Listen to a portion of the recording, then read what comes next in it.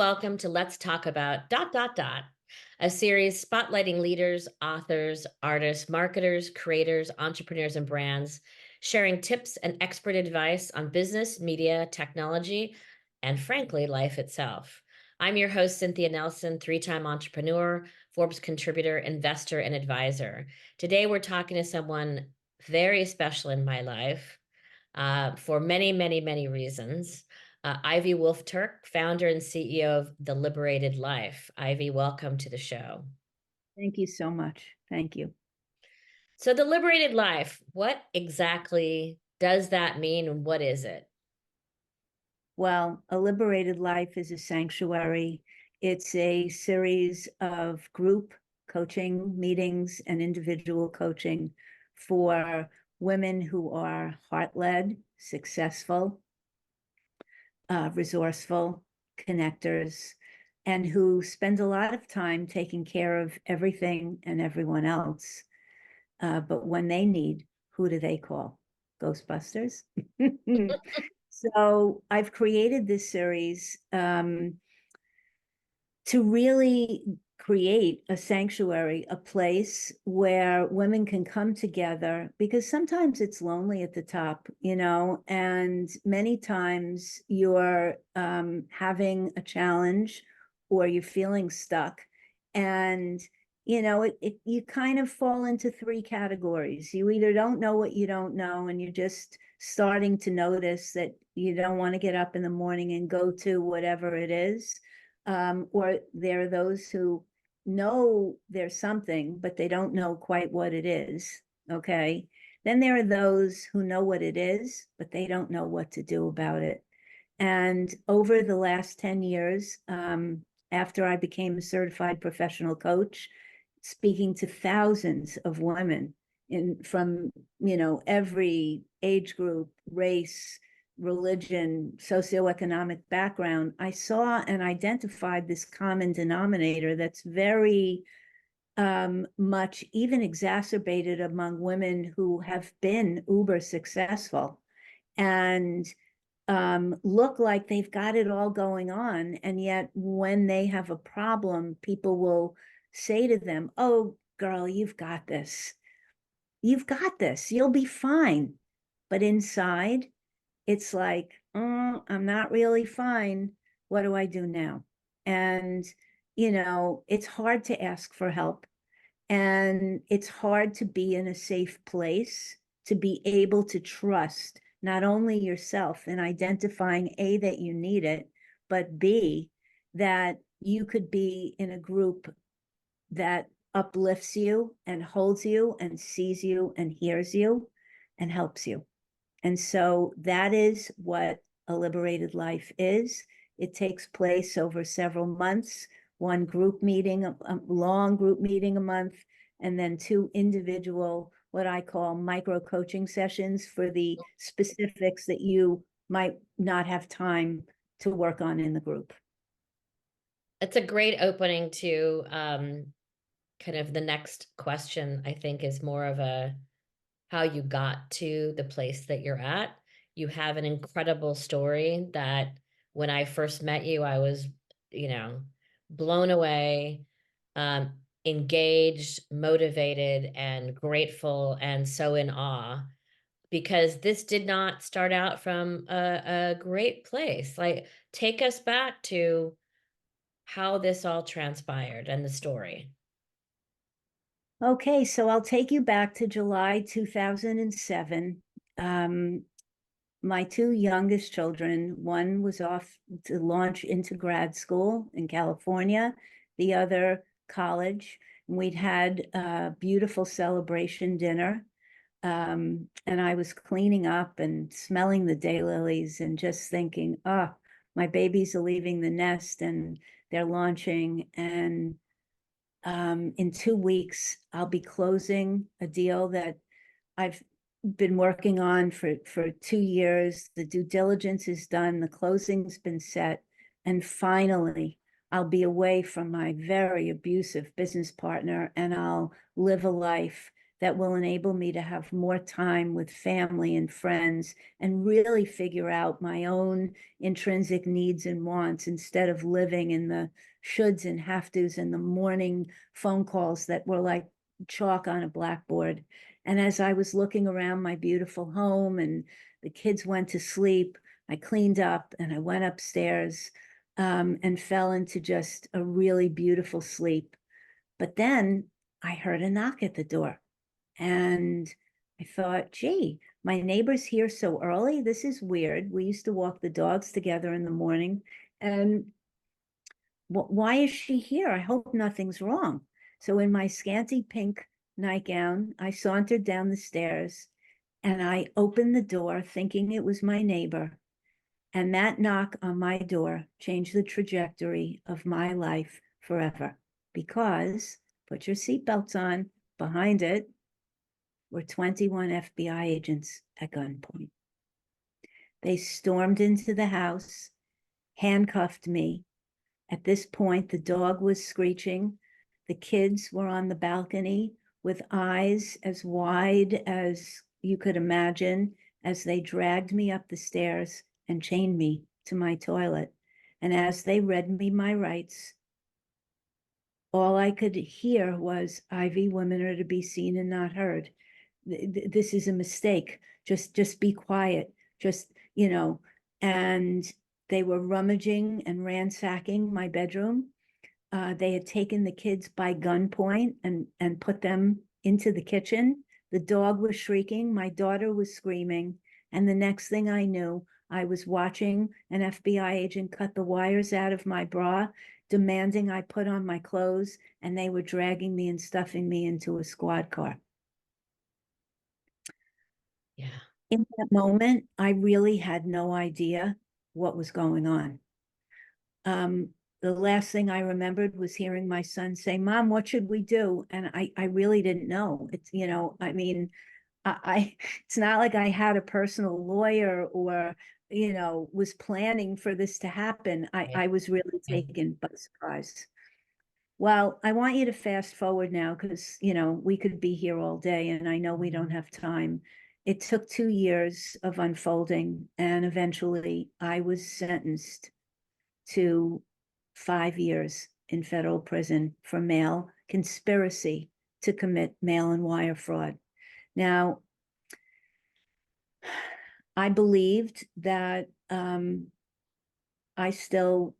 truth would be found out. And unfortunately, on that day, on that fateful day, I basically became homeless, penniless, and destitute because the government bankrupted the company, froze all the accounts.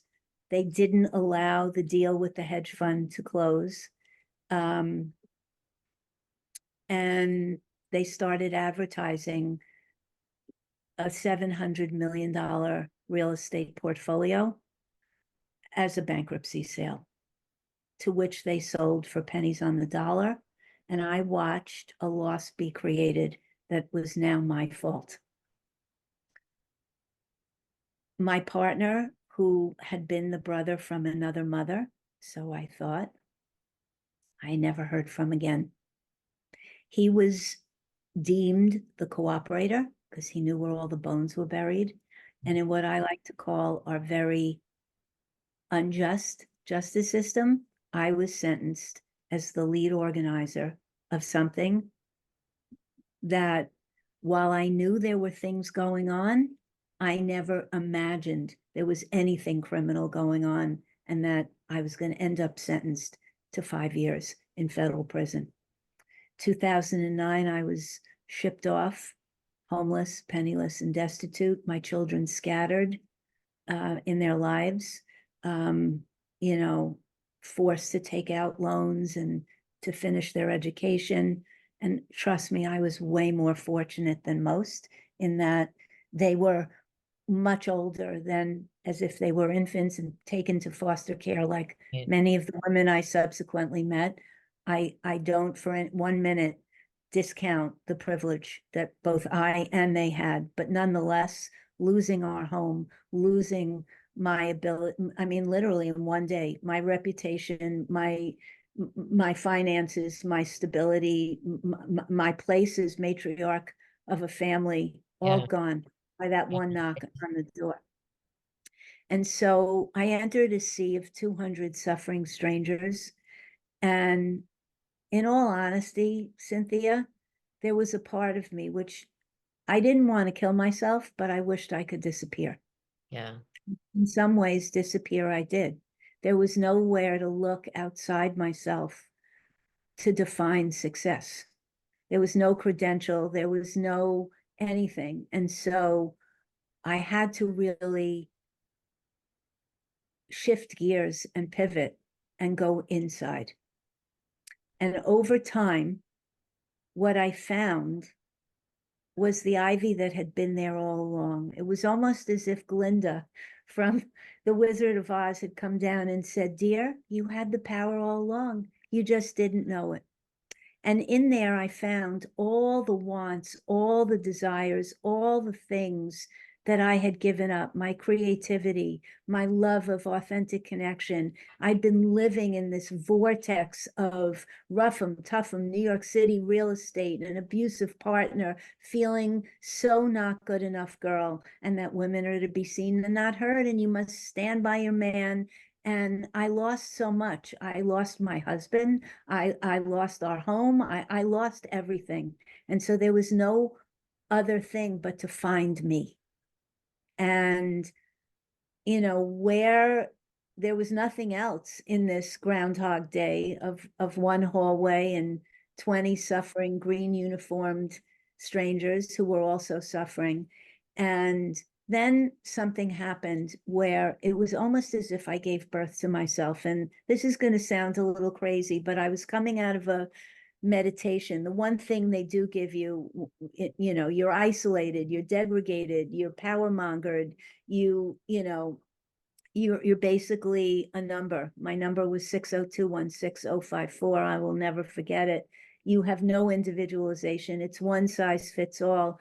And the one thing they do give is religious volunteers that come in. And I am Jewish by birth and Buddhist by practice. And so each week I was allowed to leave my job in construction. They figured she's in real estate, we'll put her in construction, which wasn't actually that bad, but that's another story for another Yeah. time. Yeah. And I was walking out of a Buddhist meditation, and my ankle started swelling to the point where it was actually like impregnating. And I, Sorry. I, it's okay. I couldn't walk on it, and a friend said, "Let me take you to medical." And I said, "Well, before you take me to medical, you've got to take me to my cube." So she lifted me up and carried me, and we got rid of the deck paint nail polish that I had on my toes, which was contraband. Okay. I Yeah. admit it. Okay. But having pretty toes was a symbolic pleasure in a place that was so destitute. And she took me to medical, and they gave me somebody else's boot and said, "You'll be fine. Um, you've hairline fractured your ankle." No x-ray. They just decided it was a hairline fracture. And you're no longer in construction. You can't wear the steel-toed boots. They were probably too heavy for your fragile bones. And go stay in your cube and good luck. Yeah. Well, as a person who was a runner, which is one of the only other things to do, there was a 1/4 mile track. Right. I'm thinking, am I ever going to walk again? Like, what do you mean I can't go to a doctor? Oh my God. And then the fateful moment happened where I heard my name on the loudspeaker the next day. You never want to hear your name on the loudspeaker in federal prison. It always means that someone near and dear to you has passed away, and that you're going to be met in the correctional officer's office by a chaplain who will afford you one free phone call, because phone calls are very expensive Mhm. for residents of prisons. Another story for another day. And I literally crawled there thinking, is it my mom? Is it my children? Is it the dog? Like, who died? Only to be handed a bag of books and to hear, "Woolf-Turk, you've got yourself a classroom. No more construction. You're our new GED teacher. Good luck." So, in a way, I gave birth to myself and to many others. And this is where it all began. The next day, I never having been a teacher, my first career was in advertising, my second in real estate. I walked into a classroom of 62 women who didn't want to be there.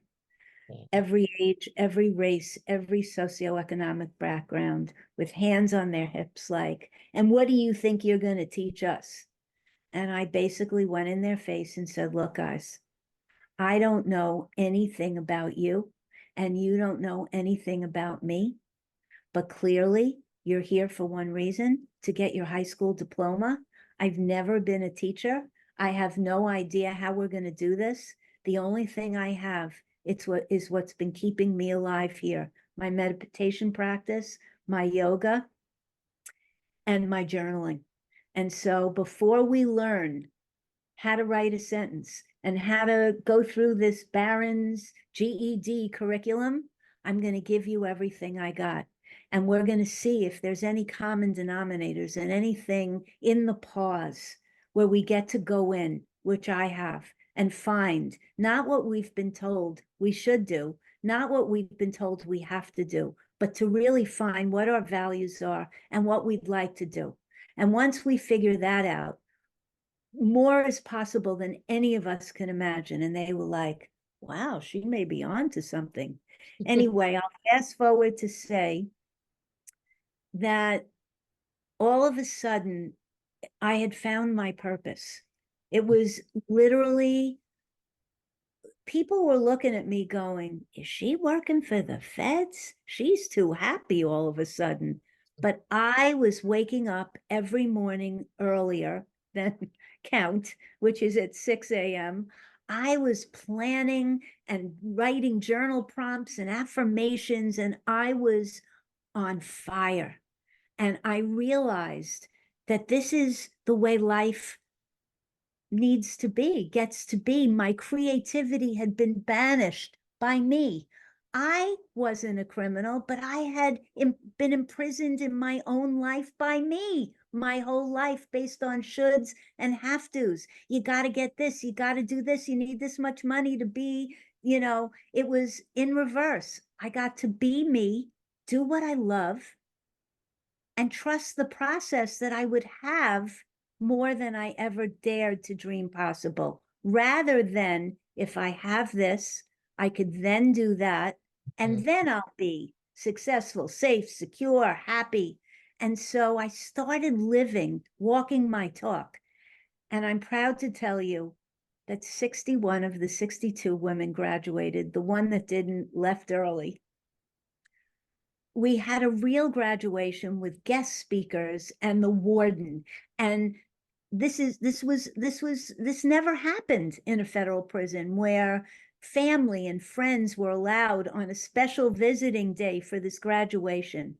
And then, as if the universe had heard or had watched or had known, I received another call to the CO's office on the loudspeaker.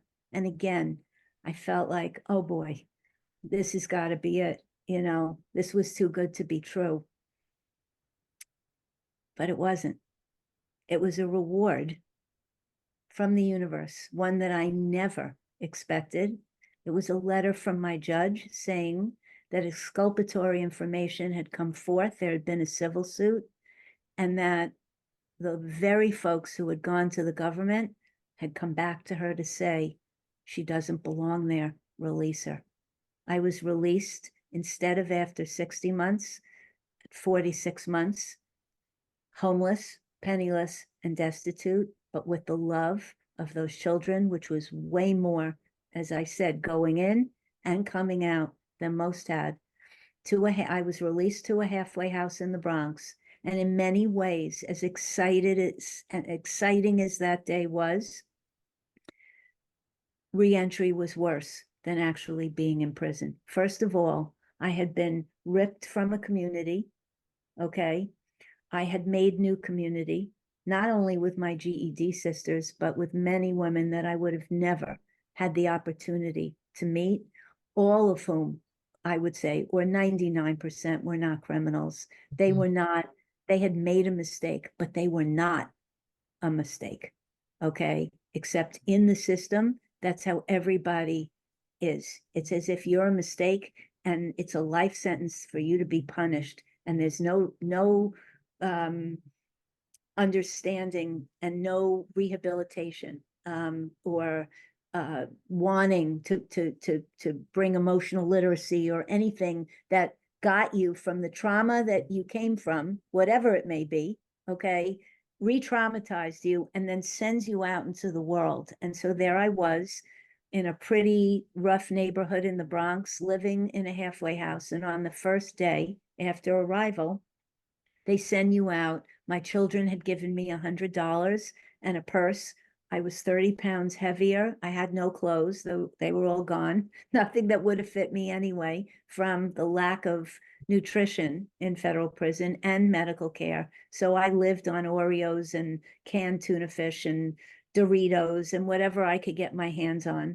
And I very shakily, the sights and sounds after living in one white and gray hallway were overwhelming. And I was told there was a beauty supply store where I could buy toothpaste and shampoo. Well, I never made it there, Cynthia, because in those first 3 hours, I got mugged. Although I didn't realize it at first, I found myself on Fordham Road in the Bronx, which is in New York, Yeah. on the ground with what felt like my shoulder was ripped off my body. Okay. It turned out that they had ripped my crossbody purse from behind, knocked me down, taken the purse with the $100, and people were walking over me speaking Spanish like ants. And I felt like I had felon written in neon on my forehead. Okay. And some man out of nowhere, I never saw him coming from behind, said, "Ma'am, can I help you?" And he lifted me up. And the shoulder wasn't ripped off, although that's what it felt like. It was dislocated and it popped back in. And he went, "Oh my God, your shoulder was dislocated. Can I help you?" Now, I had no medical insurance, no cell phone. And I knew that if I reported what happened to the Yeah. halfway house, they would send me back to prison because they didn't want responsibility or the cost of what it would cost to get me fixed up. So I said nothing and I marched into the head administrator's office and I said, "I need to go back to school and get a credential other than ex-felon. If I, a privileged, white, highly educated woman, can't make it out here in my first 3 hours, even if it's because I spent 20 years in real estate, gentrifying neighborhoods that marginalized women and families that I've now become one of, I need to go back and be able to be in a position where I leave no woman behind. Because if I didn't know how to handle this, what Right. about the sisters I left behind? What about them?" And so, again, a fast forward, she said, "Woolf-Turk, you have to pay us 25% of any job you get. There's a McDonald's across the street. Get cracking. Okay. You've got to earn your keep here." So I was way overqualified for McDonald's. I was way underqualified to really be anything. Even a GED teacher in prison wasn't going to get me enough to, Mm. and after managing thousands of multifamily apartments, nobody would rent me a space and nobody would give me a job. And I thought, okay, I'm going back to school. I'm going to become a certified professional coach and I will work any job I can to get out of this halfway house, which I did. I drove a cab, I cleaned other people's houses, I worked in a furniture warehouse and many other things, took care of a woman who had a knee replacement that was the sister of a friend, anything I could do to cobble together money. And again, in my good fortune, eventually my ex-husband pulled a meeting of the kids and said, "Okay, mommy put you in this apartment. How about if you move in I'll help you move to a new apartment. We'll give her 6 months of rent and let's get her started so she can be in school and do these odd jobs and have 6 months under her belt." And so in November of 2013, I got to the halfway house. I was released, and got to the halfway house in February of 2014. I moved into a small apartment in the East Village in New York that had been my daughter's, that I had set up for her before I left while she was going to school. She was now in grad school to become a social worker. My son was living in Germany, finishing his PhD. My main job was to return as the matriarch with a dining room table. But for now, the beginning was a small studio, and I was thrilled.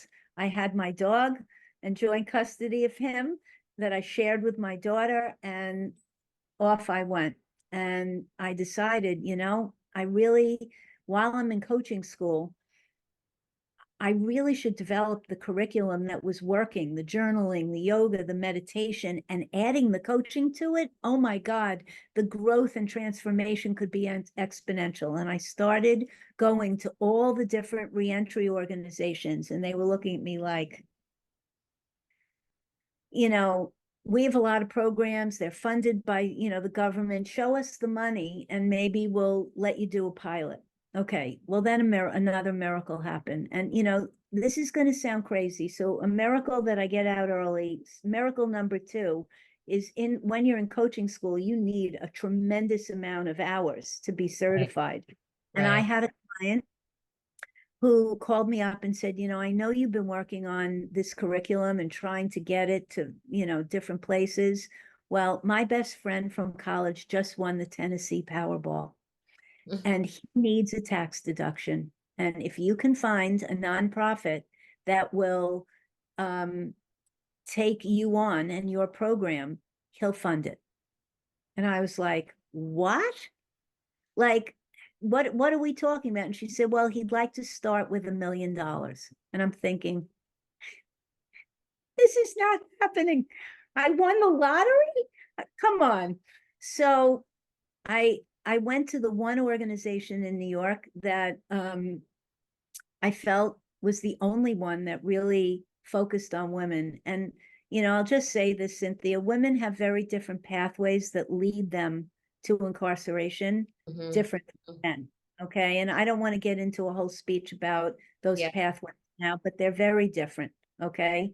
And I fell into one of those abuse categories. I wasn't a druggie. I didn't come from domestic violence, but I definitely came from a certain level of abuse. And um, there's mental health. I mean, there's a lot that have specifically to do with imprisoning issues for women. And I went to the one organization that dealt with women. All the others were male centric. They had gazillions of programs for men.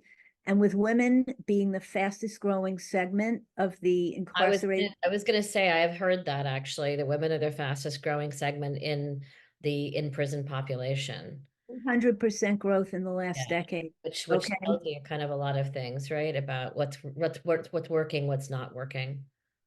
And the most marginalized and the least and the most underserved. Okay. 80% of us are mothers. Okay. Ripped from our Right. children, ripped, Yeah. Right. So that's a whole other podcast you and I need to do about the effect of, taking a mother from her family and how that affects not only her family, but community. There's a ripple effect. And, it's mind blowing.